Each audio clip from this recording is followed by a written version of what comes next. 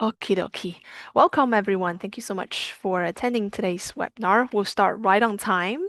Um, Today's sections, we will be talking about New England College overall, and then what is their programs. We will help to give you more information to help you find the right majors, and then give you some information about how the residency looks like, what is the workload for the programs. Of course, we'll also mention the details about SEVIS transfer and then CPT applications. At the end of the section, after the presentation, we will have a live QA section. So please, if you have any questions, drop them into the QA box, and then we will collect them. We'll answer them at the end of the QA section. And I will highly suggest you to drop in a more general questions. If you have some specific questions today, and we are not able to answer them during the webinar, you can also scan the QR code. We have WhatsApp, we also have WeChat. One of our consultants is also happy to reach out to you and then answer those specific questions that you have. All right. So I will introduce you of today's speaker, Brittany. Do you guys want do you want to say hi to everyone? Sure. Hi, everyone. I'm Brittany Livingston. I'm the Assistant Director of International Admissions. And I also have Alessandra Paglia and Dr. Joan Lawson on with me today. Thank you so much. All right, so first, let's take a look who we are. So we're Go Elite, which is an education consultant firm located in Los Angeles. We're aiming to help students with hybrid professional programs. If you have some urgent transfers and need to change your status into F1, we also support that.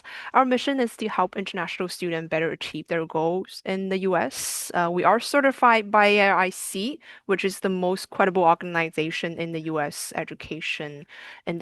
If you wanted to know more about us, you can always feel free to, um, sorry, if you wanted to know more about us, you always feel free to go on to Google, and then we do have authentic reviews from students about our service, and then if you have any feedbacks, happy to hear your feedback, so feel free to leave a review on Google for us.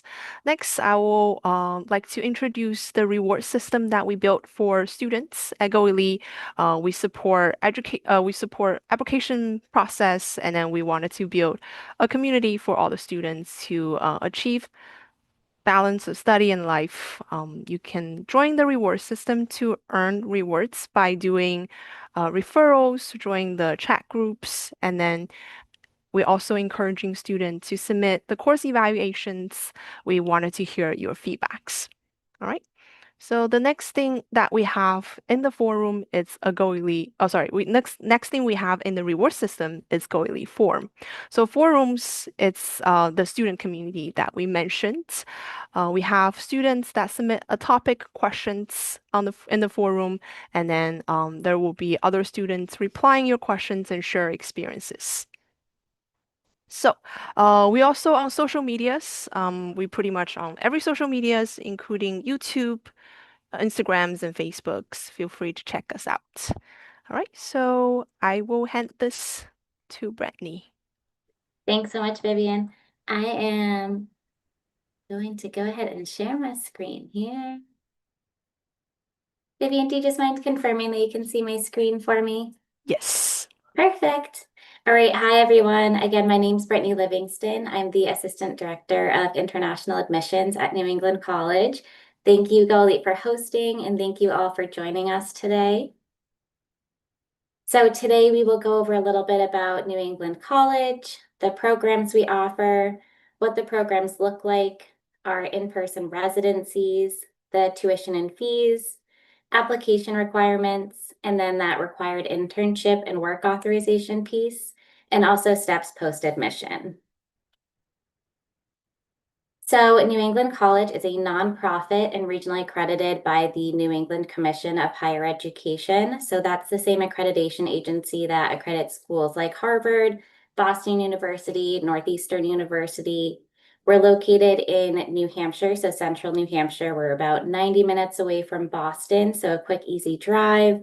We're about 45 minutes away from Manchester Regional Airport if you're flying in from another state. We're in a safe, really beautiful area. Our campus is right alongside a river, so you get to see all four seasons when you're up here. It is a really gorgeous area. We have master's programs in desirable IT and management fields, and we're always updating our curriculum, adding new programs. Dr. Lawson will be talking about one of our brand new AI programs in a couple minutes here. We also offer competitive tuition, and we do offer payment plans, which are interest-free and very flexible. And finally, we do have welcoming and knowledgeable program directors, professors, and staff. So our goal for our students is to have a great experience. We're here to support you. We're here to help you. And our professors and staff will make that abundantly clear throughout your journey at New England College. So I'm going to start talking about the MBA program. So we do offer an executive MBA and then an MBA healthcare management program. They're both going to be 6-term programs, so they're about 24 months long or 2 years long. There are 40 credits. Both programs are going to teach you leadership skills. They're going to teach you how to lead teams, strategic planning. You'll learn about finance. You'll learn about change management, things like that. The healthcare management program is going to take all of that in more of a healthcare related sector. So it'll be a lot of the same courses, but with a more specific goal on healthcare. So those programs are both really popular. They really help students learn leadership tactics and are great for students looking to advance in their careers, especially in management roles.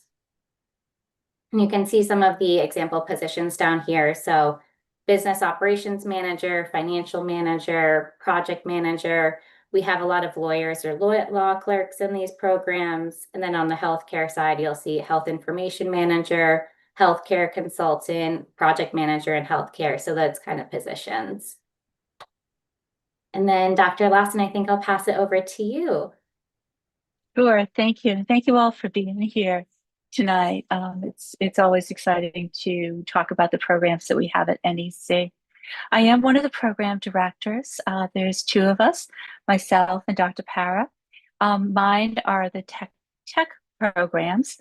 So I'm going to talk about those four programs today, as well as another one of Dr. Para's programs, the ITPM. But we'll get to that in just a second.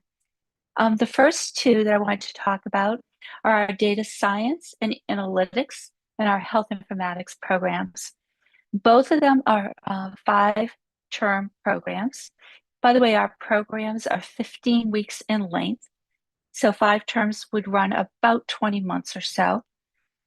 And over those 5 terms, you will earn 36 credits in the various courses that you'll be taking. Each term, you take 2 core courses and you take an internship course. And we'll talk about those in a little bit. Data science, this is where you're doing data analytics. You're a person who really loves getting their hands into data, working with data, cleansing data, preparing it for visualization, preparing it for machine learning. Positions you might have, we have students who are data analysts, data scientists, engineers, statisticians, working in research labs. They're BI analysts. So quite a variety of student internships here. But the key thing is that you're working with data as your primary responsibility. On health informatics, this is really giving you a broad understanding of technologies that support a healthcare environment. This is also one of our new programs. Health informatics was a new program that we introduced last year. And many of our students are working in clinics, data analysts, information specialists. We're helping you learn how to choose, design, implement systems. So those are the types of roles that students in our health informatics program typically will have and are preparing for. Brittany, you can go to the next slide. Here we have another one of our programs, the IT and Cybersecurity. And this is for students who are interested in everything cyber related. So yeah, we have courses in everything from uh, working with security in various domains, networks, data, applications, etc., as well as ethical hacking type programs. So quite a variety of courses in that program, which many students find so intriguing. And we are doing our best to keep it current so that you are familiar with the latest and greatest in that field. Our students are cyber engineers, analysts. They might be a security architect. They might be a systems administrator for security. Really quite a broad brush, but that they're working with developing cyber policies and implementing those policies across the tech domains. I mentioned IT project management. IT project management falls under Dr. Para. And this is a program that is for students who are doing just that. They are managing projects in an IT environment. So you'll be covering everything from, um, you know, developing, developing project plans, staffing, change management. So quite a variety of skills there. Typical internship positions are as project manager, program manager, a business analyst, even security analyst, but basically people who are involved with the day-to-day management of project implementations. Brittany, next slide. So this is our new and exciting one. We just this year, based on the demands of our students at residency every term would say, but Dr. Joan, when are you giving us an AI program? And sure enough, we introduced it this year, and we're really, really proud of this. It is not, I'll start by saying it's not meant to be a heavy algorithm, calculus, heavy math engineering type program. It truly is a broad AI program.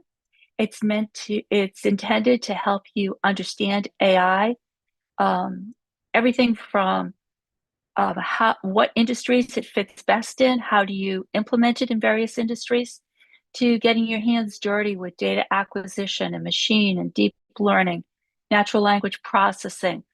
Of course, we're going to touch on algorithms, vision, robotics. So this really is an exciting program for us. Our students came to their first residency about a month or so ago, and we're getting some great feedback from our students on their very first term at NEC. Our students, they might be AI consultants or data scientists. We have some software engineers that are involved with an AI focus, machine learning engineers. So again, a really exciting new path for us. I think is that it for me, Brittany? Oh, okay, I've got Oh, a couple sorry, more, couldn't yes. find me. If you want to touch on academic structure, you're really well versed in it, or I'm Yep. happy to do it either way. No problem. I'll do it. As I said, 15-week terms. You have 2 core courses. This is what I mentioned before. And what I mean by that is when I say a core course, it means courses that are directly related to your major. So, for example, in AI, your first term, your core courses are Intro to AI and a Data for AI course. So that's the intention of when I say core courses. Each of those core courses are 3 credits. And then you take an internship course. That's the course that is associated with your internship, and that's 1 credit. What you do in that every week, you write a log of what you did in your internship that week, and you fill out a reflection. We have actually 15 weeks, 15 reflections that students can choose 1 reflection per week that they want to respond to. You can do the math as well as I. That's 7 credits per term, and that is equal to full-time student status. And then in your 5th term, there's 1 additional credit in your internship course. So your internship course is 2 credits in your final term. And if you do the math on all of that, that equals your 36 credits. Thank you so much, Dr. Lawson. I'll Weekly hit expectations on this one. Yep, with absolutely. So each week, let me be clear that our classes are fully asynchronous, and what that means is they are delivered via Blackboard, which is our learning management system. You don't have a scheduled meeting time for a lecture or anything like that. What you do is you go into the learning management system, into Blackboard, and you do the assignments. You do the readings, you do the videos, you watch the videos that are posted there, you do the assignments, you post your assignments, when you complete them. And then your instructors will grade them and give you that feedback as relatively quickly, so that you can improve your work if needed for the following week. Again, just to be clear, there's no set meeting time. The last bullet there, though, says that if you have any questions, of course you can communicate with your professors. You can communicate with me as a backup, as well, to your professors. If you have any questions on what you're learning or what the assignment is or anything like that. But if you want that face-to-face time and you want to have a time with the professor, absolutely. You drop them a note, say, I'm not understanding this. I was hoping we could get together for a half hour. And if they need to Zoom or have a call or whatever. But professors often offer scheduled Zoom meetings once a week. So, for example, a professor might say every Monday night at 7:00, I'll be here on Zoom. Whether or not anyone shows up, I'll still be here. So those just options. We expect overall that you'll put in around 15 to 25 hours of learning hours each week. And the assignments each week are going to include typically a discussion question and or a written assignment. And those written assignments, I'll use that very loosely because it could be anything from developing an infographic to a project plan to a PowerPoint. So it's not that it's, some of them, of course, are doing a little bit of doing some research, but others are much more creative type activities that we hope are engaging and fun to do as well. Go ahead. Next one. Do I have any more? I think this one is Alessandra, so I think Yes. you are off the hook, Dr. Lawson. Okay, Thank you so all right. much. I'll be here for questions now. Thank All you. right, Thank you, Alessandra, I'll pass it everyone. off to you. Yes, thank you. And thank you, everyone, for joining the webinar. So the only part that is set in time and date is the residency, which is the part that is in person. And it is held on weekend. It is one weekend per term. So usually it's 3 weekends maximum on campus per year. And it is held on Friday, Saturday, and Sunday. And the upcoming residence that we have for summer 2 students is for data science, cybersecurity, AI, IT informatics, and project management from August 1st to August 3rd. And for the MBAs, August 8, 9, and 10. So what to expect during the residencies? There are like 19 hours of learning that are allocated for residencies. There are like Friday 7 hours, Saturday 8, and Sunday it's 4 hours half day, so that students can have the time to travel back and start resuming work on Monday. And classes including opening session, networking opportunities, group projects, and presentation. And it's a great feedback we have from students is that it is a great way also for networking and getting to know other students in the same field. And meals are included. So Friday's lunch and snack, Saturday lunch and snack as well, and Sunday is just the snacks. Here you can see some picture of residencies with students that join, and it's always nice to have people from all over the world joining our residencies and our programs. And you might recognize Dr. Joan Lawson in Yes. that bottom right one. Yeah, exactly.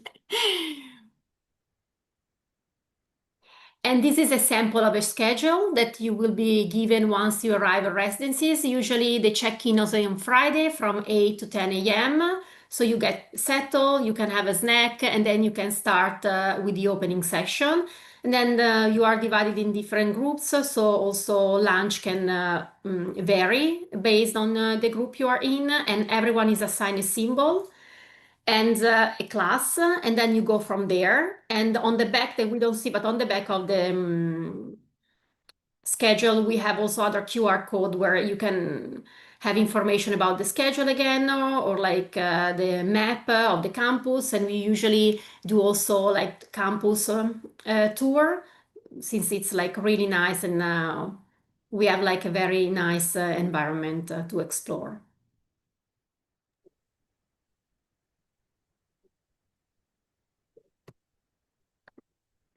And on the residencies, these are like the most frequent asked question. Is there housing on campus? No, students must find their own accommodation. We have an active Facebook group that we encourage students to join, because with this group you can find someone living in an area near you, and you can help, you can share the commute, because there is no public transportation. So you need to find your own transportation, and usually students carpool to campus. And what happens if I miss residency? Residencies are like mandatory. It's part of the program you're in with F1 student visa. And if you cannot attend due to reasons, like you need to talk to the program director, and it is the discretion of the program director to decide if your reason is sufficient for you to skip residencies and to make it up on another session or not.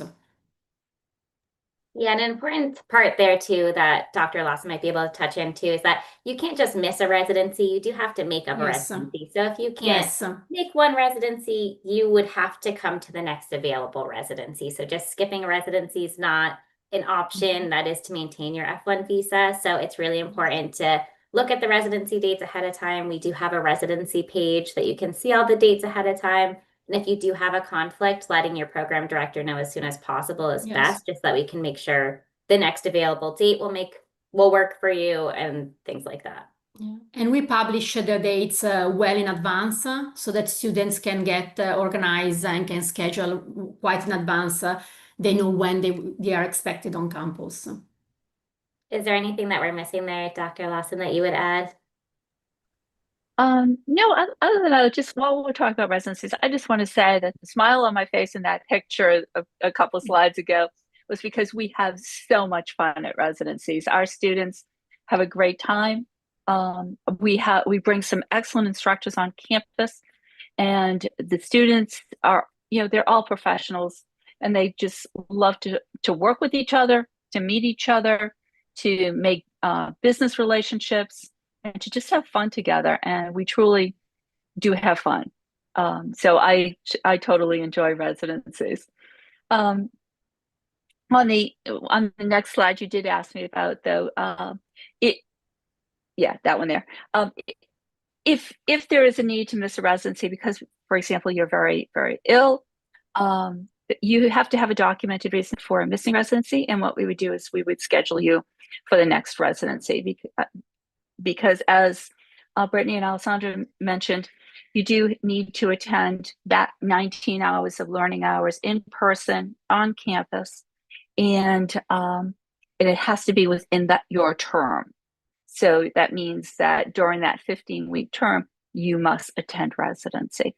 So as long as there is a documented sufficient reason, certainly your program director would approve that. There you go. Thank you so much, Dr. Lawson. Okay, so this is me again. So just touching on tuition and fees really quickly, all of the executive programs follow the exact same fee structure. So the cost per credit is going to be $485, and then their student services fees of $340 per term. That means that your per term payments are around $3,735.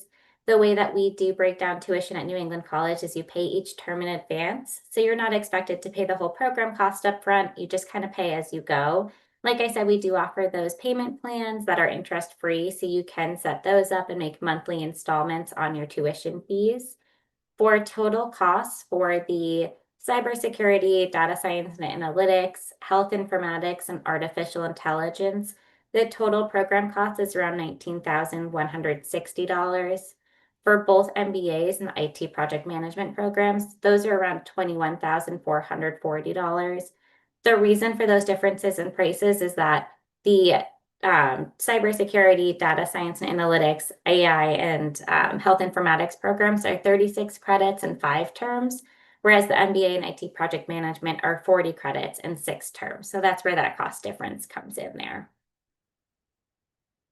And then when we're ready to apply, what do we need for the application? We try to keep our application as simple and straightforward as possible.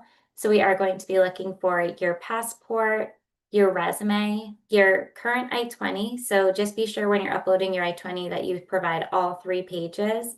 And the first page of your I-20 should have you and your DSO's signature at the bottom. We'll also need to see proof of financial ability, and we need to see at least $24,505 is available to you. That's something specific for us to be able to create your I-20 once your SEVIS record transfers to us. And then we'll also need your official transcript. So if you've already completed a U.S. master's degree, we'll need your U.S. master's degree transcript. If you've completed a bachelor's degree, that will be what we need. Most schools do send us transcripts electronically, so you can have those sent right to our email, which is graduateadmission@nec.edu. And then as a reminder, specific for executive programs, we do require that you either have a U.S. master's degree or at least 3 years of U.S. work experience. So if you are on the call and don't meet those qualifications, we do have other programs you would qualify for. Just let us know so we can give you that information. But those are the requirements specific for the executive programs. And then what happens once you've been accepted? So once you've been accepted, we'll send you your acceptance letter by email. So in that email, you'll see an enrollment confirmation form that you can complete and send back to your admission counselor. That counts as your confirmation of your intent to enroll at New England College. What happens from there is we'll then issue your New England College login information. We'll get you access to your employment agreement form, which is that CPT application process. We'll touch on that in a couple slides as well. You'll then need to schedule your SEVIS record transfer. So that is connecting with your current DSO to transfer your SEVIS record from your current school to New England College. The deadline for that is always the Wednesday before the program starts. So if we're looking at summer 2, we need to receive your SEVIS record by July 9th. And if you're looking at the fall 1 start, we need to receive your SEVIS record by August 27th. Once we've received your SEVIS record, you've confirmed your intent to enroll, our academic advising team will register you for classes. So throughout the executive programs, you actually never have to register yourself for classes. That's all handled for you by academic advising. So it's not something you ever have to worry about. It just happens automatically, which is awesome. Once you've been registered for class, you'll be able to pay your tuition fees, and those are due the Friday before your program starts. So again, if we're looking at the summer 2, July 14th, those will be due on Friday, July 11th. And then once we've received your SEVIS record and the program start is upcoming, your New England College DSO will send your CPT authorized I-20, which will allow you to begin work for the program start date. And then I'm going to pass it over to Alessandra to talk about change of status applicants.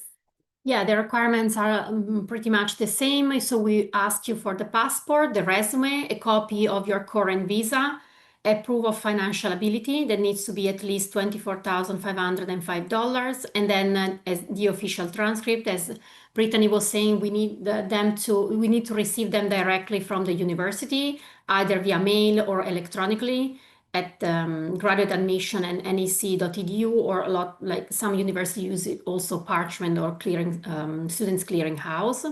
And the requirement to apply for this program are always the same. So you need to have either a US master degree or at least 3 years of relevant working experience in the United States.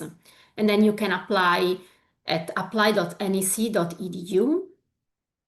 Perfect. And just to touch on really quick, what does a change of status mean? So a change of status would be if you're currently on an H-1B visa, if you're on an H-4 visa, a B-1, B-2 visa, and you need to switch to an F-1, that's considered a change of status. If you're currently on OPT or STEM OPT, you would be considered a CVIS record transfer because your F-1 visa is still valid. So you don't actually need to do a change of status, you're just a transfer student. So we say change of status, we're talking about you're on a completely different visa, like an H visa, B visa, J visa, something like that, and you need to switch over to an F1. Sorry, Alessandra. No, that's okay. Thank you for adding that. And so if when admitted, you will receive an I-20 via mail, and with that you can apply for the change of status. And once your change of status is approved, we need you to send us via email the I-797A, that the approval notice. And with that, we officially enroll you into the program. And then you will need to receive and submit your employment agreement form, which is a form where you highlight how the program outcomes are directly related to your course of studies. And if this is accepted, you will be then registered to the course, and you can pay tuition through my NEC account, which is due, as Brittany was saying before, the Friday before the program starts. And then you will receive your CPT with authorized I-20, and the earliest you can have work authorization from is the starting date, the program starting date. Perfect. Thank you so much, Alessandra. One important note too is that we do need the I-797 approval notice specifically. So a lot of times if you're working with an immigration attorney, you might get the electronic notification early that your change of status has been approved, but we do need to wait for that I-797A approval notice specifically in order to move forward. I know that sounds silly. It's just an immigration regulation that we have to adhere to. So just make sure you have that document in hand, and that way we can kind of move forward with the enrollment from there. And then part of the program, you need to have an internship, so it is required. That is the extra credit that Dr. Lawson was talking before. So you need to have either an internship or a job that is required to complete the internship course each term, and it is an integral part of the executive program. The job or internship can be paid or unpaid, full-time or part-time, but all position must be directly related to the course outcomes. And then for F1 students, curricular practical training must be authorized by your DSO and international advisor. So once you are admitted, we will give you more information also regarding this and how to renew every term your CPT. Perfect. Thank you so much. And then, so as we were saying, so there is a CPT authorization process that takes place once you've confirmed your intent to enroll at New England College. That takes place in the form of an employment agreement form. We call that an EAF just for short because it's a long name. We did just move into a fully electronic version of this form, which is amazing because before it used to be on PDFs, this process has been a game changer. It's all done right through your application portal. So once you've confirmed your intent to enroll, we'll get you access. How this form works, just at a high level, is that you're going to fill out all of your portion of the form. So that's going to include who you're employed by, what your position is, what your job responsibilities and duties are. And then the most important part is going to be making specific connections between job duties in your role and program learning outcomes. That's really what we're looking for. It's kind of the meat and potatoes of the employment agreement form. We just want to make sure that your job aligns well with the program and that you're going to be able to use what you're learning in the program in your job. So once you fill that out, you'll submit that to our employment agreement office, who will review your submission, make sure it's a good fit for the program. Once they give their seal of approval, they'll send it to you for your signature and acknowledgement of the various parts of being an F1 student in a CPT program. Once you sign it, it will automatically get sent to your supervisor for their signature. You'll put their email in the form when you're filling out your portion. And then once your supervisor signs, our team in EAF at New England College will sign. and then you'll receive the approved and signed form, and you are good to go. So it all happens electronically. All the signatures are done electronically. So it's a really nifty new process that we're very proud to have launched this term. An important note too here, the employment agreement form process normally takes around 5 business days for approval. So that means that if you're looking to join for summer 2, you're going to want to submit that as soon as possible just to make sure that you don't have any delays in your CPT authorization when you start the program. This form does need to get approved and signed before you can begin work. So it's really important to submit this as soon as possible just to make sure that your job is a good fit and that we can get everything sorted out for you before the program start date. And then that is the end of our presentation. I think Elite sends out the slides too, but our contact information is on here. So graduateadmission@nec.edu is the main inbox. So if you do have questions, feel free to reach out there. Alessandra and I both work in admissions and our information's there. And then Dr. Joan Lawson's information is there. And Dr. Lena Pera wasn't here today, but she is the program director for MBA and IT project management. And she's always happy to answer questions if anything comes up on those programs. I will stop sharing here. Great. Thank you so much for the great presentation. There are many useful informations. Thank you. So now I will share the QA sheet.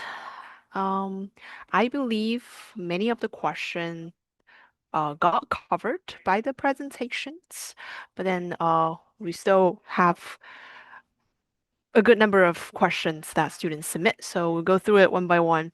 The first one is student asking, when should I submit my CPT application, before or after paying the first trimester fee? So I always recommend submitting it sooner rather than later. You don't have to wait to pay your fees or transfer your SEVIS record before you submit your CPT application. So the sooner the better. Great, thank you so much for that. And then the next question is, does CPT affect OPT? Short answer is yes. So 12 months of consecutive full-time CPT negates any OPT earned, but this does depend on if you're eligible for OPT to begin with. So this is a great question for an admission counselor or a Go Elite consultant just to get your options. Yes, definitely. You're more than welcome to scan the QR code to consult with us. For this question specifically for New England College, as you recall during the presentation, you do have to have a US master degree. If you did not use the first master OPT, then for the second master, you're still eligible for OPT. However, if you already used the first master OPT, then you no longer have OPT for the second master. So please keep that in mind. All right. The next question is, if I apply, but I can't start in the intake that I chose, can I defer to the later intake? Yes, absolutely. We just need that request and email. Great, thank you so much. And then the next one, it's IT project management program. It's a STEM program. Yes, that is technically a STEM program, but if this is related to OPT eligibility, like Vivian said, just connect with a Go Elite consultant to make sure that we give you what your options are. Thank you. And then the next one, I believe the presentation covers it. The monthly payment is available with no interest, so feel free to, take advantage of that if you need. We'll skip that questions. And the next one is it mandatory for to do a CPT in all semesters? Yes, because the internship component of the program is an integral part of the program. You actually have that internship course each term. That is mandatory component of the program. So can be unpaid and part-time, but you do need to have some kind of internship component to the program. Alessandra, I'll pass it off to the next one for you to answer. Sorry. Problem. Well, the next one is how fast a student can receive I-20 after the CIVIS got transferred. So it depends if we are close by to the starting date. Usually you will receive within 1 or 2 days. And if you transfer your savings quite in advance before the term starts, you might receive an I-20 with no CPT authorization. And then if it's close by to the program start date, you will receive your I-20 with CPT approved, but you cannot start until the program start date. Got it. Thank you so much. As I know, New England College often very fast on turnaround times. Yes. So, and also always suggest students to, submit everything ahead of time, including schedule your CIVIS transfer ahead of time, so then university will have enough time to process the CPT and CIVIS, so then you can get your I-20 in time. All right. So the next question is, can you share the CPT employment agreement form? Is there an alternative document I can submit instead? Yes, we can definitely share that with you if you wanted to reach out to New England or to Go Elite. We're happy to do that. And then I will leave the next part of the question to you guys. Yeah, so the employment agreement form, we do need that completed. There's not an alternative document that can be provided, unfortunately. We do have a really comprehensive CPT policy agreement form that we can provide you to give your employer if they do have any hesitations about completing the form. There is no obligation on your employer when completing the form other than to provide you a safe work environment. So that's a lot of times the hesitation there, but it does need to be completed, but there are supporting documents we can provide you to kind of help your employer understand what it's for. Great, thank you so much for that information. Next question is, how long are the master programs? Can I finish early or extend them? I I think we covered that. Like the master program are 20 months long, except for the MBAs and the IT project management that are like 24 months long. And since they are prescribed curriculum, they cannot be finished early or extended. Alessandra, I'm gonna answer that Sorry. one. Actually, so you can't extend them, absolutely. But we do actually have a student this term who is finishing early, and he's doubling up his last two terms. So you can finish early, but that would only be for the last two terms. But you can't extend them. Got it. Thank you So so much. that's kind of just a kind of a little quirk there. And I did want to also just emphasize that there was a person who had asked in the chat about having only a bachelor's degree applying for a program. And I just wanted to clarify that it is possible with 3 years of work experience, because I just wanted to correct the answer on that one. Thank you Thank so you so much. much. Good point. Thank you, thank you. All right, the next one is, does NEC require residency 3 times a year for students? I think we also cover that in the PowerPoint. I believe the answer is yes, right? Yes. Yep. So once a term, and there's 3 terms a year. Great, thank you so much. And the next one is, are the courses taken simultaneously or one at a time each semester? Dr. Lawson, I might leave that one. I don't know if you'd be comfortable answering that one. Yeah, the courses, so the three courses that you take, your two core courses and your internship course, are taken simultaneously. So they all start on the first day of the 15-week term. They all end on the last day. And each week goes from Monday to Sunday. So there's 15 weeks that go from Monday to Sunday, and you're taking three courses during that time. Yes. Great, thank you so much. And the next question is, can I pause my study for one term and return later? I'm We gonna have kind of combine this with the next one too, I think. So, depending on your visa status and your situation, you can pause your study. So after a full academic year of study, you can choose to take a term break while you're on F1. During that term break, you would not have CPT authorization, so you could stay in the United States, maintain active status, but you would not be able to work during that time period. If you got your H-1B picked and decided that you wanted to take a break from the program and then return later, that's totally fine. We would just need to see documentation of that. And then to kind of combine that with question 13 here. So if you do take a break in terms, a break in semesters, you choose to take a term completely off, you would not have CPT authorization during that break. So again, you can stay in the US, you can maintain active status, you just can't work during that time period. And Dr. Lawson, I'm sorry if I spoke over you there. No, that was fine. No. Thank you so much. All right, the next one is, does school offer health insurance plans or allow outside coverage? Alessandra, do you want to handle that one? Yes, we do not offer health insurance plans. but we have New England College works with a company that's called Cross Company. If you want to check out the website, it's crossagency.com. But then we do not offer health insurance per se. So if students have their work insurance, they can continue to have that plan. Great, thank you so much. And the next question is my credential evaluation from NACS member organization valid for admission to New England College? I think the presentation covers a little bit that you if it's a bachelor degree, I believe New England do accept evaluation from outside, but you need to have a 3 years working experiences in order to apply. Correct me if I'm wrong. You are totally right, Vivian. And so we don't require an evaluation too. So if you're applying and you only have 3 years of US work experience and a foreign bachelor's degree, we don't require an evaluation. We can do it in-house, but if you have an evaluation, we'll take it. We just need to receive it directly from that evaluation agency in order for it to be considered official. Great, thank you so much. Well, just to follow up on that question, how long usually is the in-house evaluation takes?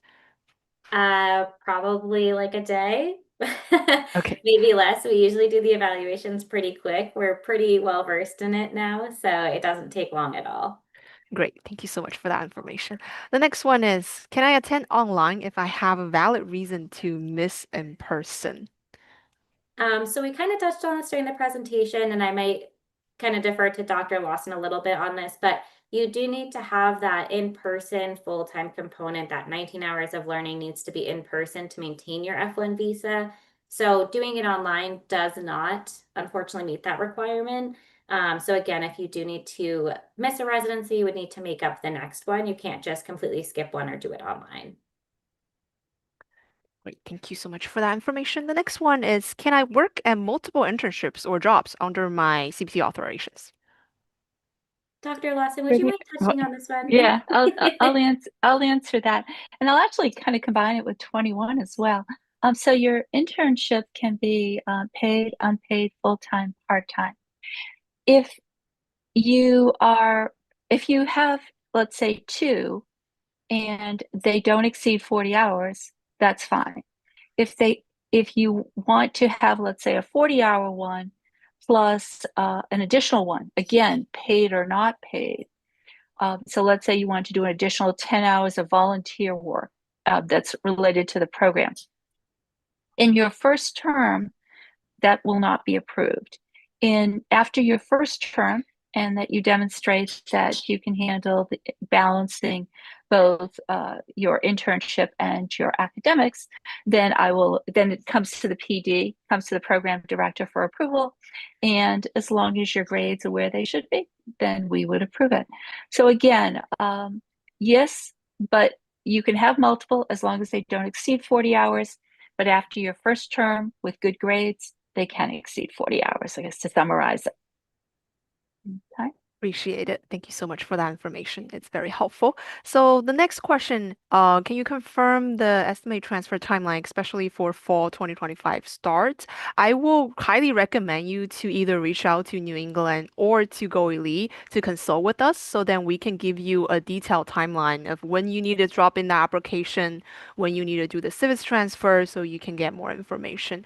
Yeah, I will. I do feel like usually application deadline usually close 30 days before the class start. So keep that in mind. And then for the preparation time, it depends on different person. So I highly recommend you to do a consultation with us or with the university.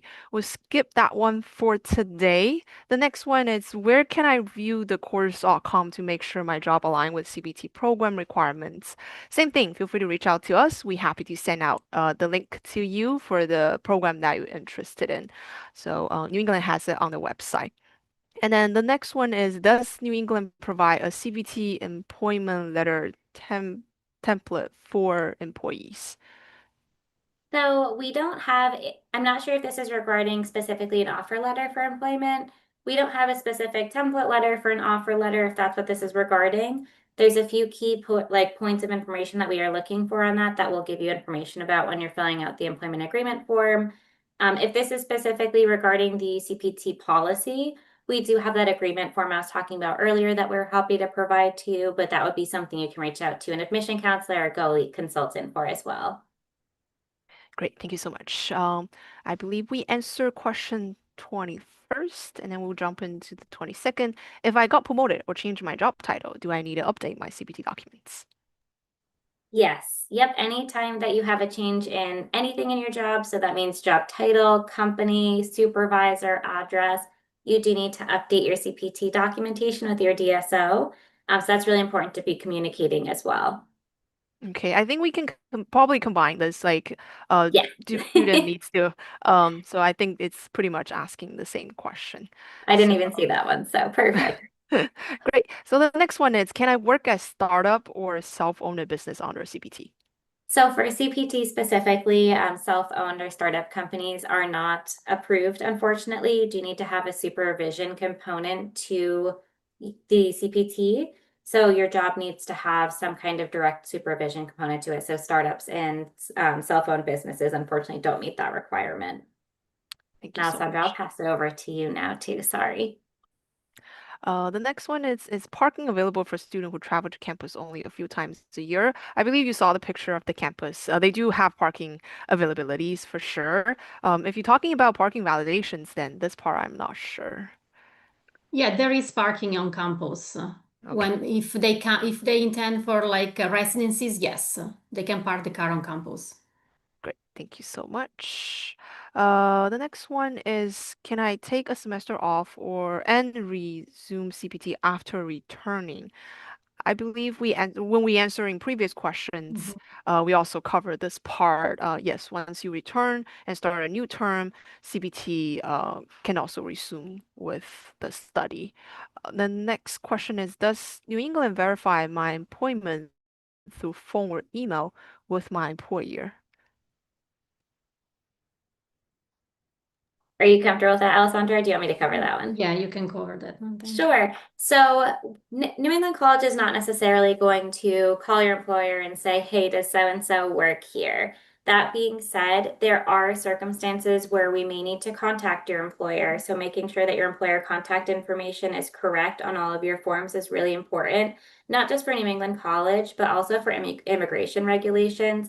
So while we might not be reaching out to your employer directly, just be sure that all that information is correct. And as part of the new form, actually, your supervisor does need to be emailed the signature request through the employment agreement form. So we do need your email address for your supervisor to be correct there for sure. Okay, great. I think we already over time, so I'm so sorry that we didn't get to answer the rest of the questions. But if your question didn't get answered, feel free to please scan the QR code or reach out to New England College directly. We are happy to answer all the questions that you have. Thank you so much, everyone, for joining us today. Thank you so much, Brittany. Of course, and I'll put my email in the chat too, just in case anybody has specific questions. And then Vivian and Molly are really great contacts as well, and they're super helpful. So thank you guys all for joining tonight. Hopefully this was helpful, and we'll see an application from you soon. Bye, guys. Thank you. Bye. Bye.